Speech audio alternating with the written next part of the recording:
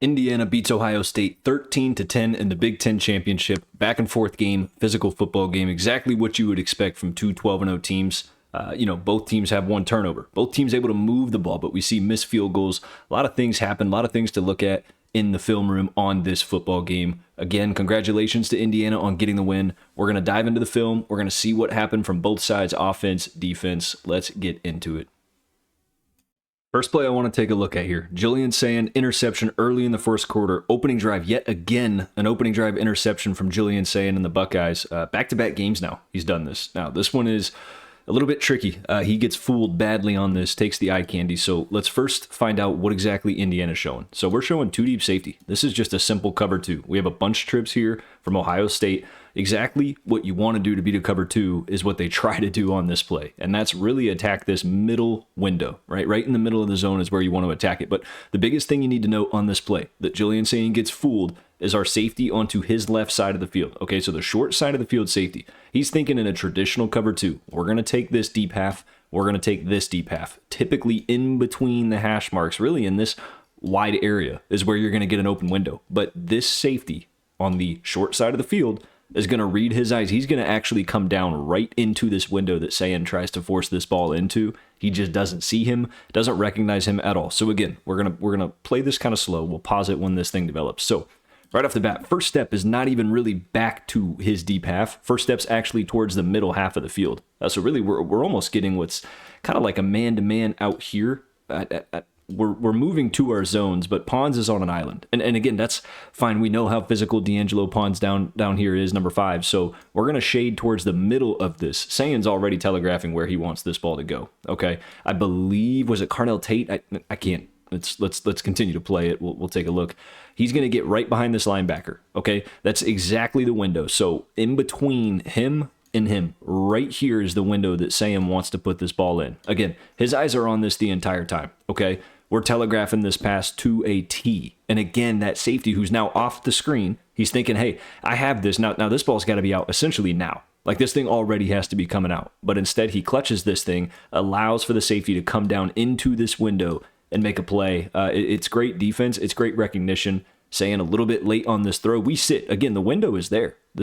It's a great read 9 times out of 10, but this is, of course, that one time where that safety is going to come down, makes a play on this thing, intercepted, huge momentum shifter early in the football game. IU would go on to put 3 on the board. Just a tough decision. Gets fooled. Did not see that safety bite over to the middle of the field and take that away.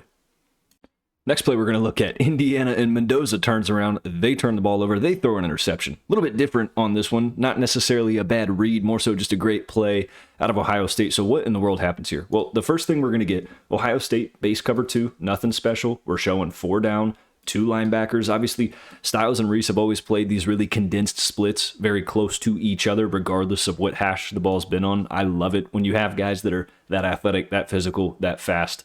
It's great. But Sonny Styles is not the key player to look at on this. It's actually Lorenzo Styles. So he's pressed up here. Now, we're playing a simple cover 2. I like the play call from Indiana. I've never been a big fan of screens to the short side of the field, but I like their iteration of getting a motion out here to try to peel this block, the close block, okay? And then what's going to happen is Becker is going to go to the second level. Now, the thing I don't like about short side of the field screens is, 1, they're fairly predictable. 2, these linebackers, especially Ohio State, and you're going to see here, don't have a lot of grass to have to cover to get out there to pursue. If blocking all went well, right, we take him out of the picture. These 2 guys really don't have a long way to go to close that gap in terms of space or field to cover. But what's going to happen here is Lorenzo Styles, essentially, because Becker's trying to go second level, and we're going to have to let this motion develop to get out on this block, he's just going to jump the route immediately. It's quick recognition. It's as simple as soon as he sees Elijah Surratt drop back, he knows what's coming, and it's way too simple. So you're going to see the motion comes. Again, by the time Becker has essentially let off here and moved, now safety's motioning. Okay, linebackers are quickly going to motion. Even if this wasn't intercepted or caught, this really wasn't going to go anywhere. I'm going to continue to play this for you. It's impossible for 37 here to even make this block. We come up, we blow this thing up. Again, it's Becker trying to block 2 people. How is that going to work? We're already developing. We're going to get out there. Kenyatta Jackson, fast, physical. We're going to find our way over there. too much pursuit. But again, this is just a great defensive play on Ohio State's part. They blow this screen up. They see the motion. They see Surratt's first step back. They've watched film. They know Indiana's a very RPO screen-heavy football team. We blow this thing up. Fortunate bounce. Again, right spot, right time. But look, Jackson, there. Reese, there. Good block down here by Becker. Really all for nothing. He has no idea what's going on behind him. And then we get the interception there by Igmanosin. Just a great defensive play. Again, great recognition. That's what you call being in the film room, seeing it on the field, and reacting live. Next play, Ohio State. First touchdown of the game. Only touchdown for the Buckeyes of this entire game. I'm going to start this thing a little bit late. You're going to see how this kind of develops and where Sayin finds Carnell Tate in the back of the end zone. The reason I want to show this is because IU, when you get into these scramble situations, when you're unable to keep the quarterback in the pocket right here, it's almost impossible to try to cover. It just turns into backyard football where you not only have to keep your eyes on Sayin, who, albeit isn't the biggest dual threat quarterback we've seen, but can use his legs and has done it before, right? He becomes a threat at this point in time and part of the field. When we're back in a zone, right, we are sitting in windows. We're trying to keep everything in front of us, right? Anything that's crossing, we're trying to keep it in front of us. I believe, I can't remember, was this 3rd and goal, 4th and goal maybe on this play? I can't remember. I know it was kind of down and tough, but as soon as Sayin gets out of this tackle box, we see right here, we let off this route. And there's just no communication. Right there, he's already open. Now, typically what's going to happen in situations like this is if he's going to come down or pass him off, this backside defender has to know. He has to know that, hey, this guy's passing off into my zone. The problem is, again, his eyes are here, okay? Now, we have a good job here on Pawns with Jeremiah Smith. He's glued to him. He's covered him. But, again, when the play lasts this long, and eyes start getting in the backfield, we have 2 people locked in on Sayin. That's going to leave this wide open. Carnell Tate in the back of the end zone. It's a great job by Sayin extending the play, keeping his eyes downfield. Again, we're there. We sit. I think we're trying to take away the pylon maybe, but when we see him there, we should have known this is open. This is open. I mean, it just, again, it's backyard football. It's nearly impossible. It's a great job by this offensive line and Sayin. And we get a good throw in the back. Carnell Tate makes the catch. First touchdown of the game. Love the improvisation. Love the ability to get out of the tackle box and just make something happen. Again, these experienced receivers at Ohio State know the play's never over. Continue to keep moving. Find a way to get open. Indiana, let's show the run game some love finally, huh? Been talking about a lot of pass plays, turnovers thus far. Let's get the run game moving here. Beautiful blocking, beautiful pull. I love this run. Absolutely gorgeous. This was huge. Okay, this got them into field goal range quick, especially after giving up a touchdown. Needed some kind of response. Indiana gets it. What in the world happens here? So, again, Ohio State, 2 backers, right? We're showing really 5 down at this point, okay? We're going to shade down as if we're sending 5, and Ohio State does. They're going to send 5 on this play. IU's going to motion the running back over onto this side. I want you to watch. We're going to pull 2 guards. This has been a common concept or theme that, maybe not theme, but play design that Indiana's ran a lot this year, and that's the double pull of the guards. They crack down on the edge here. They pull the guards around. Now, there's a little bit of traffic that kind of jams up one of the pulling guards, but we do a really good job up front here, blocking and getting second level. We're a little bit slow here on Sonny Styles, okay? Safety's down a little bit further into the box than usual. Typically, you like to see him kind of up in this area, right around the 50 on the number almost, to be able to kind of alleviate something like this, but this all just kind of pans out perfectly. Indiana does a great job blocking. So again, I'm going to pause it here for you. You're going to see right off the bat, we're going to pull both guards around. We're going to get out there. We're going to crack down. We're going to seal the edge here on Kenyatta Jackson, one of the best ends in the country. So not an easy block, but a great block. Now I want you to watch here. We are flat-footed. We're not pursuing exactly, right? We're leaving this unblocked, not really worried about it on the edge. Again, Ohio State's sending 5, so we don't really have numbers in the box at this point. It's actually even.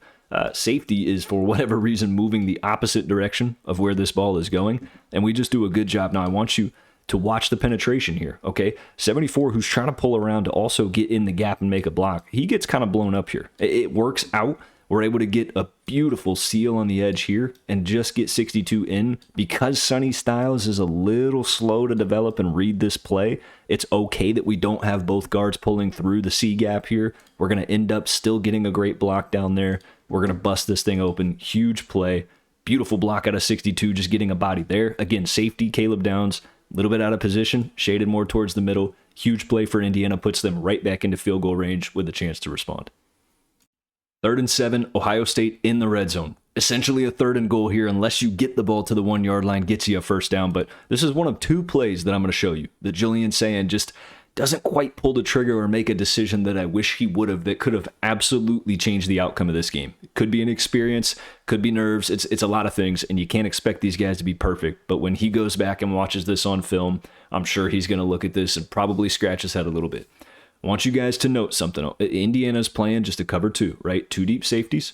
We're playing down here. Okay, Jeremiah Smith does not have D'Angelo Pons on him finally. It's 3rd and 7. All right, Indiana knows what's going to happen here. They're going to play a zone. They're not going to give you an island. They're not going to play man-to-man in a situation like this. They know the run is essentially out of the equation. But what I don't understand on this play from Julian Sayin, or really just Ohio State in general here, is if this boot to the right was a designed idea to the short side of the field, or I highly doubt it when you look at the route concept and the way that Sayin's footwork was in the pocket. But here's what I want you to know. He looks at Smith immediately and then quickly looks off of it. But as soon as I don't know, I know he's got pressure off this backside, and he senses that and he feels that. Totally get that, okay? Just not really sure what the communication was on the offensive line for Ohio State here. That really ruined this play. Him being able to get around there, and I think Sayin either sensed it, saw it. If he didn't, I still don't understand rolling out this way, because you're going to watch Jeremiah Smith here. This is quickly going to develop to be a nice little window here that he can absolutely catch this thing and get in the end zone. I mean, we're talking a guy that's, I don't even know his measurables. What, 6'4", 230 pounds? I may be off. He could be bigger, smaller. I don't know, but he's extremely physical. One of the most physical athletes at the receiver position in the country. I mean, if we can get this ball in his chest, and you're going to see where this thing continues to develop and how open he gets. I mean, right there. Like, if we put this, look, our hips are turned this direction. I don't know if you can see, but there is a safety back here whose hips are turned the opposite way of where Jeremiah Smith is crossing across our face. I mean, if we put this ball right here, we're obviously shifting this way. Now, again, that's because we're rolling this way. But even then, he's probably sitting firmly right there. It's a ball that we can put into Jeremiah Smith on a rope and at least just see what he can do. Okay, that's number one. Now, the second thing is Carnell Tate's going to get into this window of the zone, and he's going to sit down right here. And as Julian Sayin rolls out, he's got to zip that thing in there. Now, it's going to go off the screen, but there's another angle where this window is open. I mean, I understand you're on the run. I know this is not an easy throw, right? But this is a lineman. It's a lineman. This is absolutely a throw at this level and beyond that has to be just zipped into that window. Okay, he can catch that thing, fall on his tail, and he's into the end zone for 6. It's a little bit too timid with the ball here out of Julian Sayin. I'm not sure why he didn't get that thing out sooner. I know his momentum's carrying him to the sideline. I know he's running. He feels that pressure off the back end. It's a lot to try to process, a lot going on in the moment. But really 2 good options there that were overlooked and just really not seen at all out of Julian Sayin. And again, Ohio State has to settle for 3 points here. Indiana in the end zone for the first time all game long. We get a little bit of corner fade action out of Elijah Surratt. Gorgeous catch, even better throw. Mendoza had some unbelievable throws in this game. But let's diagnose it. Let's see what exactly happens. Now, ironically here, on a 3rd and 8, opposite to what we just saw Indiana do on a 3rd and 7. Now, this is a little different, right? They only need to get to the 9 to get a first down as opposed to the 1 that Ohio State was in, their situation earlier that we just looked at. But we're showing man-to-man, okay? We are manned up across the board. We are not showing 2 deep safeties. Now, we're going to actually drop this safety deep and still in a man with 2 high safety. But what I don't understand is when we have trips to this side, and at this point in the game, Becker, who's been the biggest threat and has hurt us, is not in. We know, who's even circled here by the broadcast team, that Surratt is the guy they want to get this ball to. We're pressed up. You have to know that some kind of a slot fade or a corner fade or something is coming. Why this safety isn't shaded over where Surratt's at, I don't know. I really don't understand. I know Ohio State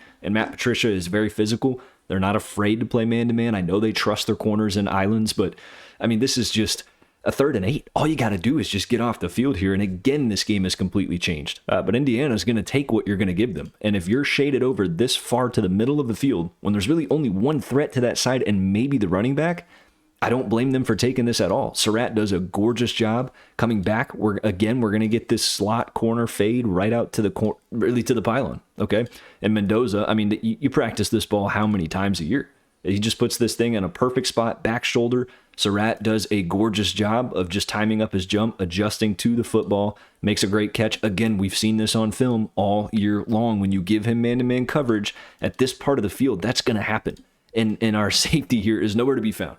Why he wasn't over the top, again, beats me. Don't understand it, but a great job recognizing from Indiana. I think that was the play call regardless. They were just going to kind of put it up there to Surratt and see what they could get. And as soon as they saw that safety shaded in the middle of the field, they knew this was going to be a touchdown ball, hands down. Last play I want to look at for Ohio State, yet again in the red zone before disaster struck. I'm not going to show the field goal, but if you watched this game or heard about it, you know what followed this play. But here's the thing, is it never should have got to that point. So I'm gonna run this for you guys. You're going to see what happens. A little play action boot. I mean, we have two options here. Now, this is just unbelievable coverage. It is gorgeous coverage out of Indiana, and all the credit in the world to them and that defense for making that play. But here's the biggest thing, is Julian saying yet again now, for the second red zone trip, had two options here, one of which needed to either be out quicker or one that was right in front of him that would have at least been a first down. Instead, we play for the touchdown ball. And what ends up happening is we get forced off the field and we miss the field goal, end up losing the football game. Again, you can't narrow everything down to one individual play, but this is the second red zone trip where Sayan just makes a decision that I don't understand. Okay, right off the bat here, I'm not really no need. We're obviously, right, two linebackers. It's man-to-man. Okay, Indiana's expecting the run. Hartline loves to do these bootleg play action. He loves to utilize tight ends. Instead, we're just going to get the running back out of the backfield. Right here, we already have the step. Okay, we are essentially giving ourselves man-to-man. Linebacker on a running back, we have the step to the short side of the field. The play fake is gorgeous. Everything works perfect. We're going to get our tight end looping around. I want you to watch how open both of these guys are early into the development of this play. Right here, this ball needs to be out.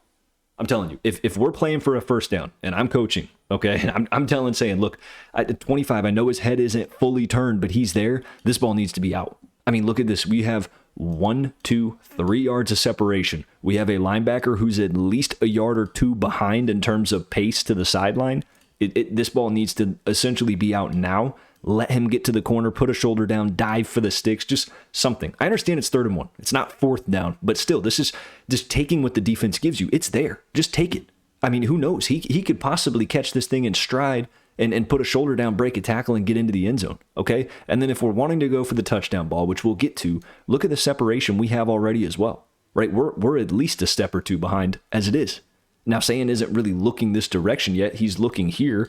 Again, I'm not sure why he looked this off. I don't know if 25's head wasn't turned yet. Even right there, his head's turned. Just get the ball on him. Put it on him. Let him catch this thing, turn, and make a play. He can absolutely catch this, and all he needs to do is turn and stretch the ball 1 yard. All right, even then, 85, not sure if that's Kesmerick or Claire. I believe that might be Kesmerick. He's got the separation. But by the time he turns, he starts to slow down a little bit. Instead of continuing to take this thing here, he gets a little bit too shallow, right? And what do I mean by that? He starts kind of looping this thing out as opposed to straight towards the pylon. And that's what allows 21 to catch him, right? It allows him to catch up to you and get behind you to make this play. But still, this one hurts, man. If I'm saying just get the ball right here. If you're not already going to see this read, I would have liked this route to be a little more shallow to the pylon as opposed to kind of looping it out to the back of the end zone. But most importantly, man, just take what the defense is giving you. Take the first down. You got a running back on a linebacker. You already have a yard or two of space. Just take it. He doesn't. Obviously, we wait. Again, this route, we're slowing down. We're kind of fading as opposed to really running hard towards this pylon. We're covered at this point. Sayan tries to just kind of float this thing into a window here. It's just a little bit of a floater. We get a hand on it. Great stop. We then see what happens after that. Friends, that is all I got for this video. I appreciate each and every one of you for tuning in. If you like the content, leave a like, comment, subscribe, all of that good stuff. Again, congratulations to Indiana. Curious to see if these two teams meet again, possibly. We'll have to see how the bracket kind of unfolds, if there's a path for both of them to meet in the championship. I assume probably in the semifinals somewhere along the road, but two really good teams, really good defenses, but just a decision or two can absolutely change everything in a football game. So yet again, thank you guys so much for watching, and I will see you in the next video.